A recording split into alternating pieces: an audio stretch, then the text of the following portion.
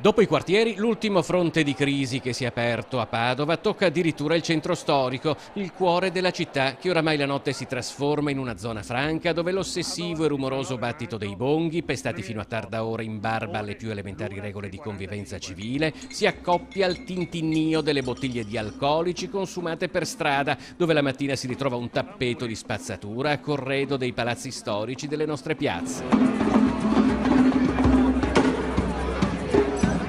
L'associazione Residenti in Centro Storico sostiene di aver chiesto da tempo un incontro che non è ancora avvenuto con l'amministrazione comunale e tra le denunce che arrivano in redazione dai telespettatori c'è anche quella di un parcheggio definito senza troppi giri di parole selvaggio. Ma segnalazioni e denunce abbracciano oramai un po' tutta Padova, sottolineando i ritardi dell'amministrazione guidata da Sergio Giordani, che si appresta a tagliare il traguardo del primo anno di governo della città con più di un problema. Se la sicurezza rimane infatti un nervo scoperto che vive situazioni drammatiche nella zona della stazione, dove la chiusura al traffico di via Cairoli decisa dal comune è stata fortemente osteggiata dai residenti, o all'Arcella o a quell'area PP1 che ad appena 200 metri dalla Cappella degli Scrovegni è sempre più centro di spaccio e asilo di sbandati, la situazione decoro urbano è denunciata con altrettanta forza da altre segnalazioni che dalla manutenzione del verde pubblico ai rifiuti abbandonati ai bordi delle strade puntano il dito contro un'incuria allarmante.